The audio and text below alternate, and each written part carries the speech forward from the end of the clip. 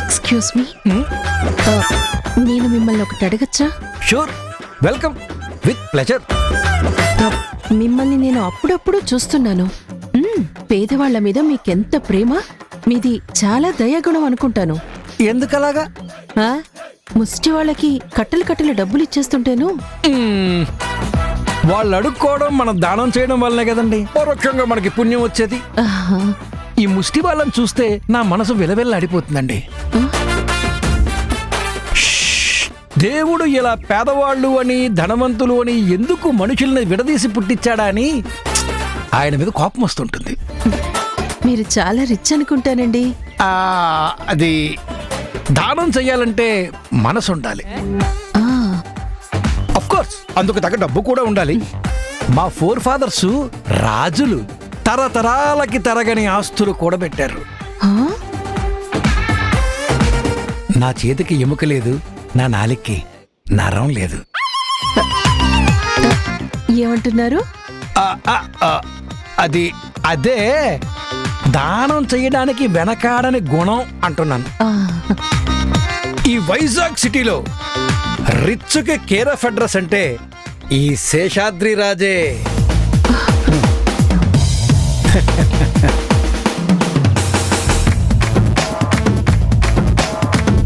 Flat, totally flat.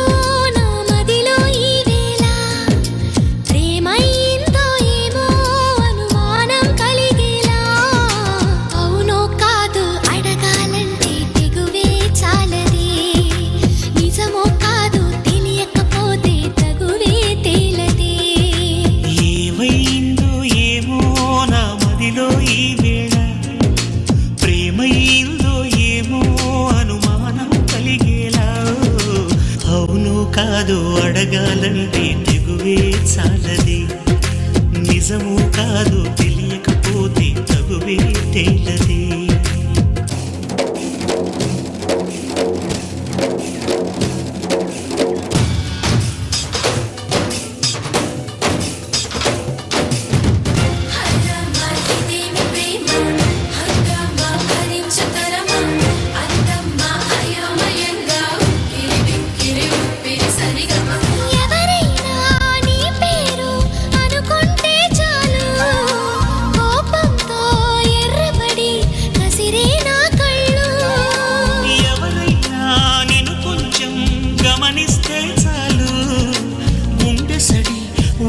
పడి ఒకటే కంగారు, చప్పున ఒకటైపోదా ఈ దూరం జరగని, ఎక్కడికైనా పోదా మన లోకం వేరని.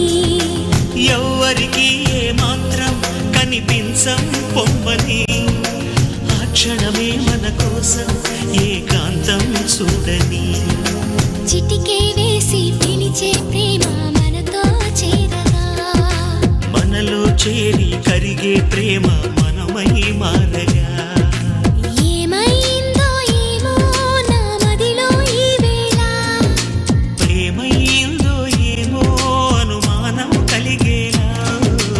అవునో కాదో అడగాలంటే తెగువే చాలది, నిజమో కాదు తెలియకపోతే తగువే తేలది.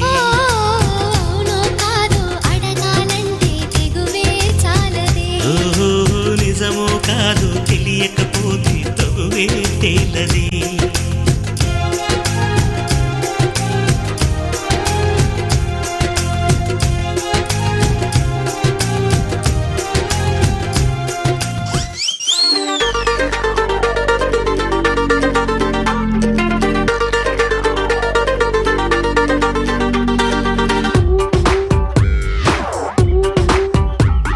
Seshu, I love you so much. Shakti, I love you too. Forever, forever.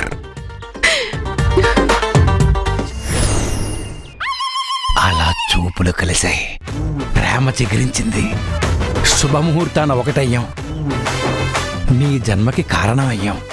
అది అది ఈ శేషుగాడి వీర ప్రేమ గాథ. Understand my dear son?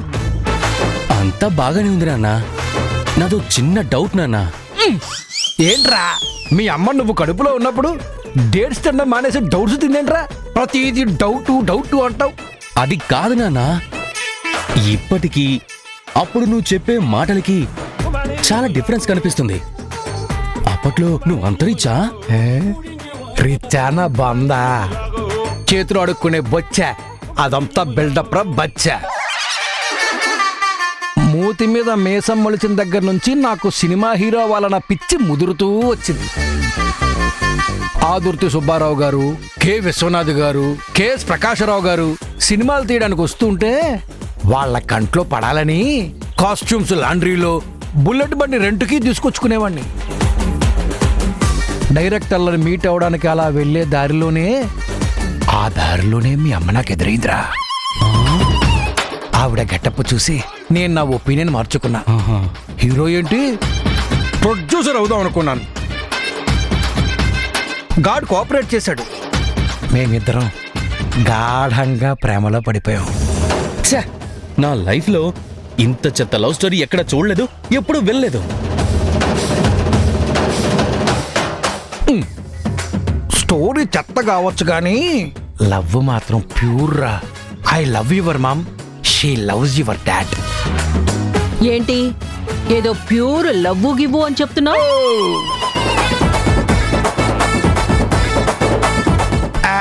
శక్తి, ఆ, మన ప్రేమ గురించే చెబుతున్నా. సిగ్గు లేకపోతే సరి. అదొక ప్రేమ, అదొక బంధం. వెధవేషాలు వేసి నా బొత్తుకి గ్రహణం పట్టినట్టు పట్టావు. డూప్ నోట్లు పంచి నన్ను దగ చేశావు. అదేదో పెద్ద ఘనకార్యం చేసినట్టు వాడికి కథగా చెప్తున్నావా? సిగ్గు లేకపోతే సరి. ఇంకొక్కసారి ప్రేమ గీమ అంటూ వెధవ కూతలు కూసావో నిన్ను.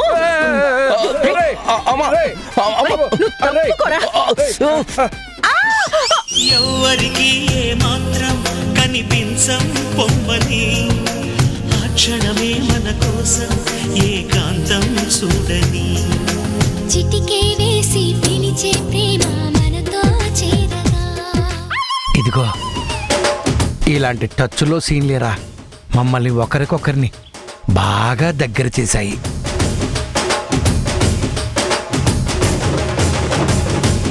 ఇప్పుడు ఆవేశంలో అరటి తొక్క మీద కాలేసి జారింది. అప్పుడు ఆకర్షణలో నా మీద కన్నేసి జారింది. నిన్ను వదులు, వదులు, వదులు, వదులుంటుంటే నిన్ను.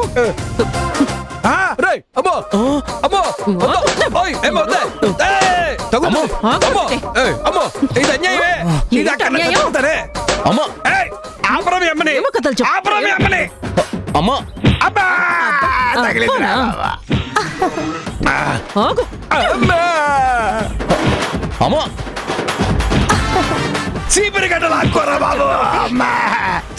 చంపేస్తున్నారు నాయన.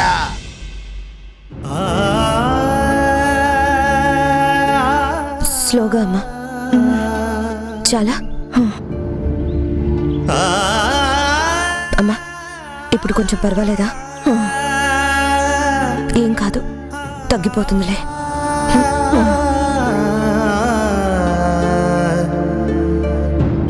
నీకేం కాదు, ఇంటికి వెళ్ళిపోదాం. మీ మదర్ని డిశ్చార్జ్ చేస్తున్నారు. ఈ ఫామ్ మీద సైన్ చేయండి.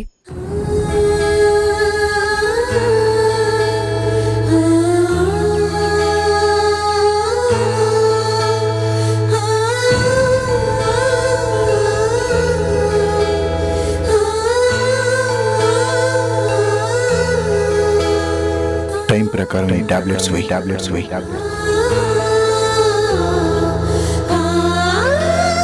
సరళా, ఇలారా.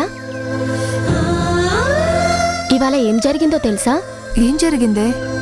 ఓ పేషెంట్కి ఇంజెక్షన్ చేయమని గుణసార్కిస్తే ఆయన వేరే పేషెంట్కి చేయబోయారు.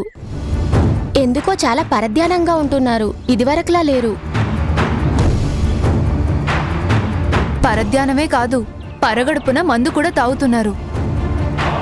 దగ్గరికెళ్తే ఒకటే మందు కంపు.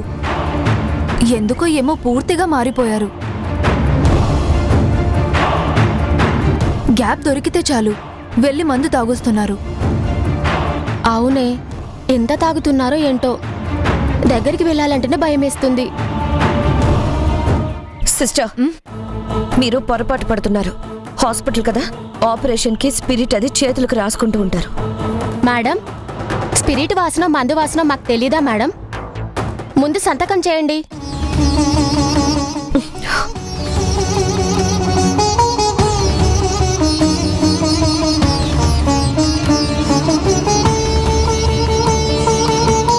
వదినా, ఇందులో టాబ్లెట్స్ ఉన్నాయి. టైం ప్రకారం ఆంటీకి వెయ్యి. శివ, నీకో మాట చెప్పచ్చా? ఏంటొదినా? గుణ గురించి స్టాఫ్ చాలా తప్పుగా అనుకుంటున్నారు. కాస్త కనిపెట్టుకునుండా. నేను వింటూనే ఉన్నాను వదినా, వాడికి చెప్తున్నాను కూడా. కానీ వాడెందుకు నా మాట వింటం లేదు, మన ధ్యాసలో ఉండటం లేదు.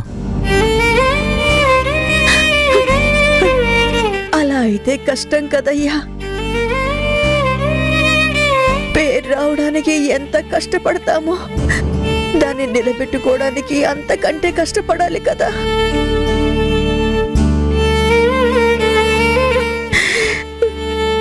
ఒక్కసారి పేరు ప్రతిష్టలు దిగజారిపోతే మళ్ళీ నిలదొక్కుని నిలబడలేమయ్యా.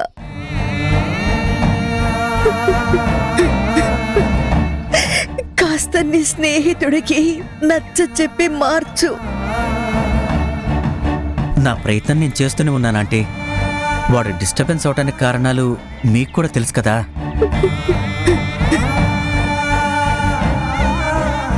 తెలిసినా ఏం చేయగలవు? అమ్మా, పద. లేమ్మా. పదండి. జాగ్రత్త ఆంటీ. నిదానంగా.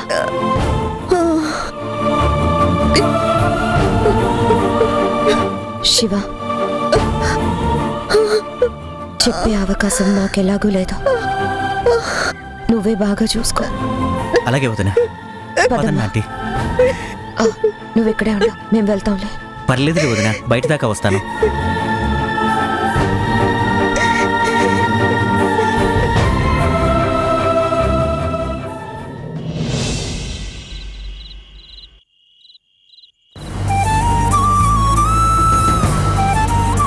అవును అవును, మీ నాన్న వాళ్ళ ఇంటికి వెళ్ళారంట కదా, అక్కడికి షిఫ్ట్ అయ్యారని అనుకుంటున్నారు.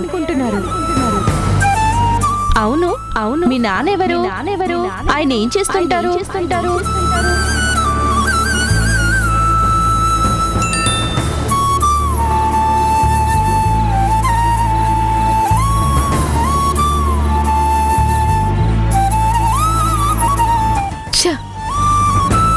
ఏమైందక్క? నా ఫ్రెండ్స్ వరుసగా మెసేజ్లు పంపిస్తున్నారు. నేను కాలేజ్కి వెళ్ళకపోయేసరికి ఎందుకు కాలేజ్కి రావట్లేదు, ఏమైంది, anything happened, are you not well అని మెసేజ్ల మీద మెసేజ్లు. కానీ మన పరిస్థితి ఇలా ఉందని వాళ్ళకేం తెలుసు? ఇదంతా అమ్మ వల్లే. ఆవిడేమో దాస్తుంది. ఇంకా 4 రోజులు నేను ఇలాగే కాలేజ్కి వెళ్ళకపోతే వాళ్లే ఇంటికొస్తారు, లేదా ఎంక్వైరీ మొదలు పెడతారు. విషయం అంతా కాలేజ్లో పాకిపోతుంది. తర్వాత నేను కాలేజ్కి వెళ్తే నా మొహం మీదే నవ్వుతారు. నా బతుకు నవ్వుల పాలైపోతుంది. ఆవిడేమో ఎన్నిసార్లు అడిగినా సమాధానం చెప్పదు, మౌనంగా ఏడుస్తూ ఉంటుంది. మళ్ళీ మళ్ళీ అడిగి మనం చెడ్డవాళ్ళం అవుతున్నాం గాని ఆవిడ మనసు కరగడం లేదు, మనకి సమాధానం చెప్పడం లేదు. అవునక్క, అసలు ఎందుకు అమ్మ సమాధానం చెప్పడం లేదు? ఎందుకు మన దగ్గర నిజం దాస్తుంది?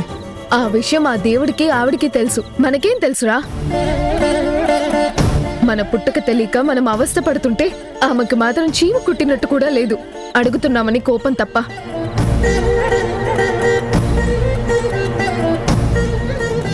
స్లోగా.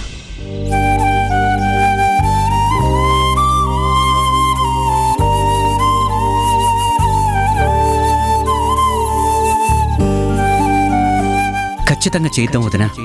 శాంపిల్స్ తీసుకురా.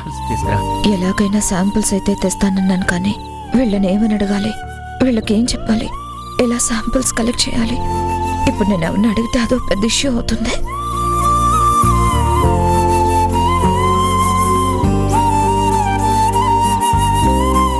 అమ్మమ్మ, ఇప్పుడు ఎలా ఉందమ్మమ్మ? ఊ అంటే బాగున్నట్ట బాగోనట్ట? ఏదోలా ఉందిలే. ఎలా ఉంటే నీకే? అంటే ఇంకా మా మీద కోపంగానే ఉన్నావన్నమాట. అక్క అడుగుతుంది కదా, చెప్తేం పోయింది?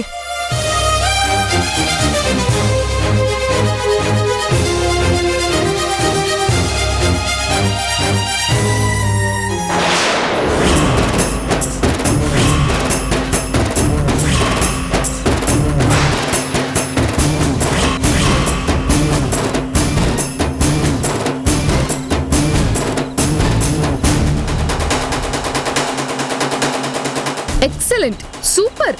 జయమ్మ జనని ఇద్దరు జీనియస్. మా క్వశ్చన్ ఆన్సర్ చెప్పరు, మా బాధ పట్టించుకోరు.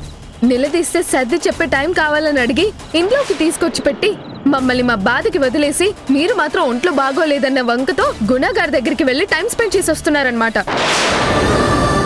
మా రిలేషన్ ఏంటో తెలియక మేము సతమతం అవుతుంటే మీరు మీ రిలేషన్స్ మాత్రం కట్ కాకుండా, డిస్టెన్స్ పెరగకుండా మెయింటైన్ చేస్తున్నారనమాట. అంతేనా మేడం గారు? దేని గురించి మాట్లాడుతున్నావు మధు? దేనికి అంత సటైరికల్ గా మాట్లాడుతున్నావు? ఏం తప్పు చేసావని మేము గుణ దగ్గరకు వెళ్ళి టైం స్పెండ్ చేయడం ఏంటి? చేశారో లేదో ఈ ఫైల్ చెప్తుంది. సిటీలో ఇన్ని హాస్పిటల్స్ ఉండగా నువ్వు అమ్మమ్మని తీసుకొని ఆ హాస్పిటల్కే ఎందుకు వెళ్ళావు అంటే జరిగిన దానికి నీ ఎక్స్ప్లెనేషన్ ఆయన గారికి ఇచ్చేసి వస్తున్నావు అనమాట.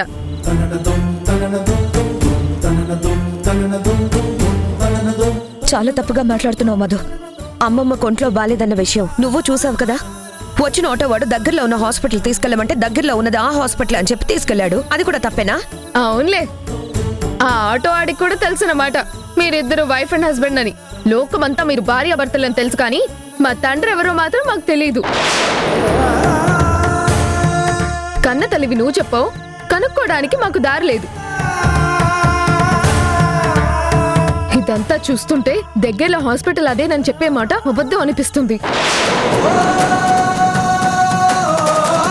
మేమే మీ ఇద్దరికి అడ్డం అనిపిస్తుంది. మీ రాకపోకలకి అమ్మమ్మ అంబాసిడర్ లా కనిపిస్తుంది. ఏంటే వాగుతున్నావు? ఏదో చిన్నపిల్లవిలే బాధలో ఉన్నావు లేని సరిపెట్టుకుంటుంటే నోటికే మాట పడితే అంత మాట అనేస్తున్నావు. మీ అమ్మ మీద అంత విషం చిమ్ముతున్నావేంటే? 4 రోజులు అక్కడ ఉండేసరికి ఆ శక్తి మాటలు తలకెక్కినట్టున్నాయి. అదేదో మాయ మాటలు చెప్పి మీ అమ్మ మీదకి ఉసుగొలిపినట్టు అనిపిస్తోంది. నువ్వు మాట్లాడే ప్రతి మాట అచ్చం అది మాట్లాడినట్టు అనిపిస్తోంది. ఎంతసేపటికి నీ బాధ, నీ ఆలోచన నీ గురించే, కానీ దాని బాధ, దాని అవస్థ అర్థం చేసుకోవా? ఒక మాట మాట్లాడే ముందు వెనక ముందు ఆలోచించాలే. చదువు చదవగానే సరిపోదు, కాస్త సంస్కారం ఉండాలి. నిజమే, నాకు సంస్కారం లేదు. సంస్కారం ఉన్న మీరు నిజం ఎందుకు దాస్తున్నారు? మీరు మాకు సమాధానం చెప్పకుండా ఆ శక్తినని ఏం లాభం? ఆవిడ మీద నిందలేస్తే మా విషయాన్ని మేము మర్చిపోవాలా? అయినా ఆవిడ అన్న మాటల్లో నాకేం తప్పు కనిపించడం లేదు. ఏమన్నవే? ఏమన్నావు? దాని కూతల్లో నీకేం తప్పు కనిపించట్లేదా? ఆ రాక్షసు మూలంగానే కదే మీ అమ్మ బ్రతుకు ఇలా అయ్యింది. ఈ పరిస్థితికి మూల కారణం అదే కదే. దాన్ని వెనకేసుకొస్తూ కన్న తల్లి మీద కనికరం లేకుండా ఎలా మాట్లాడగలుగుతున్నావే? ప్లీజ్ ఇంక నువ్వేం మాట్లాడుకో. అసలే నీ ఆరోగ్యం బాలేదు. నువ్వు వెళ్ళి రెస్ట్ తీసుకో. అమ్మా ఇంకేం మాట్లాడుకో, వెళ్ళు రెస్ట్ తీసుకో.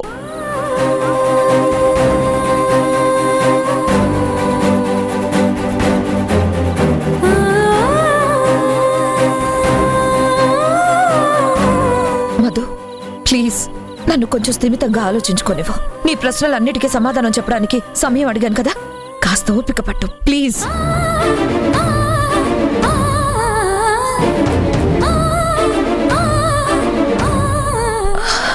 అవును, మీరిద్దరు భోజనం చేశారా? అదొక్కటే తక్కువైంది.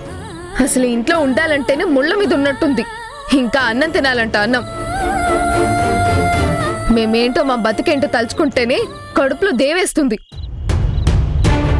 డిఎన్ఏ రిపోర్ట్ నెగిటివ్ వచ్చినప్పుడే మేము చచ్చిపోయాం. ఇంకా మాకు ఆకలి ఏమేస్తుంది?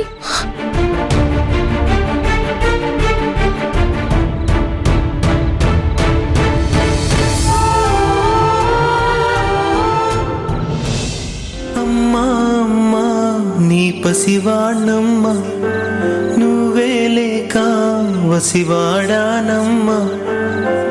మాటే లేకుండా నువ్వే మాయం, కన్నీరవుతోంది ఎదలో గాయం. అయ్యో వెళ్ళిపోయావే నన్ను దిలేసి, ఎటుపోయావే అమ్మా. ఇకపైనే వినగలనా నీలాలి పాట, నే పాడే జోలకు నువ్వు కన్నెత్తి చూసావు, అంతే చాలంట. అమ్మా అమ్మా నీ పసివాణమ్మ. కప్పిలాలు ఎగిరిపోయినా కప్పు కంపు వదలనట్టు వాళ్ళు కంపు వదిలిపోయినా ఈ తండ్రి కొడుకులు వాళ్ళ గురించి తెగ ఫీల్ అయిపోతున్నారు. వీళ్ళకి వాళ్ల మీద ప్రేమే కాని వాళ్ళకి వీళ్ల మీద ఉండి చస్తే కదా. నువ్వన్నది కరెక్టే. కరెక్టే, అవును, నిజమేనట్టు ఎప్పుడు నా పక్కన నీడలా అంటి పెట్టుకుని ఉండకపోతే సమయం చూసుకుని మెల్లగా వెళ్ళి దూరి వాళ్ళకి దగ్గర అవ్వచ్చు కదా. ఇది మరీ బాగుంది. మొన్న నువ్వే కదా టైం చూసుకొని మూవ్ అవ్వు, తొందరపడుకో అని చెప్పింది. అప్పుడు చెప్పాను, ఇప్పుడు చూడు చూడు. మంచి మూమెంట్ దొరికింది. వెళ్ళు, కొంచెం కలుపుగోలుగా వాడితో మాట్లాడి కూల్ చేసి దగ్గరైపో. గో వెళ్ళు, వెళ్ళు సౌమ్య, వెళ్ళు.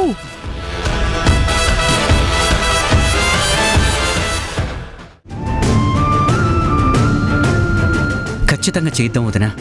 శాంపిల్స్ తీసుకురా.